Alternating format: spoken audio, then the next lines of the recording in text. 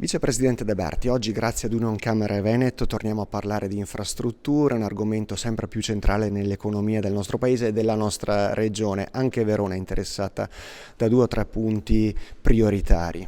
Sì, assolutamente sì. Il lavoro fatto da Unioncamere, in particolare da Union Trasporti, è strategico anche per noi perché serve per verificare e monitorare che la pianificazione dello sviluppo infrastrutturale della regione del Veneto coincida con quello che è il fabbisogno e le esigenze ovviamente delle imprese di tutto il nostro territorio, ma anche oltre. Sì, diciamo che in questo studio, in questo aggiornamento, Verona, giustamente essendo all'incrocio di 2 corridoi europei molto importanti, tra cui il corridoio del Brennero, sicuramente ha un'attenzione particolare, in particolar modo il miglioramento all'accessibilità al nodo di Verona.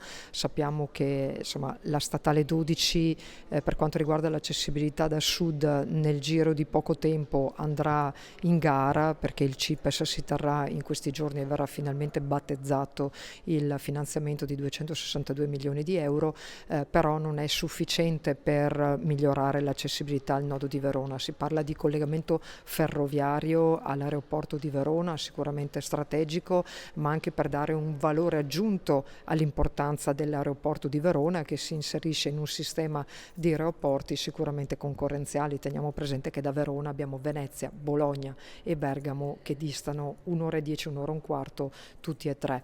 Abbiamo sostanzialmente il tunnel di base del Brennero, che è fondamentale per connettere il Veneto ai mercati nazionali ma anche internazionali, e questo non è scritto nell'analisi, però l'avvio dell'apertura del tunnel di base del Brennero rende urgente gli investimenti e il potenziamento dell'interporto di Verona, che è il primo interporto a livello nazionale. Poi nello studio si parla di prosecuzione della 31, della Valdastico, però sappiamo che in Veneto siamo a posto, abbiamo approvato il progetto definitivo, ci sono delle non condivisioni o comunque delle contrarietà sul tracciato nel territorio trentino. Si parla di potenziamento della Vicenza Schio dal punto di vista ferroviario, su cui stiamo lavorando. Si parla di prosecuzione della 27, che è l'autostrada che da Venezia va a Belluno, ma anche lì il Veneto favorevole, il territorio di Belluno un po' meno,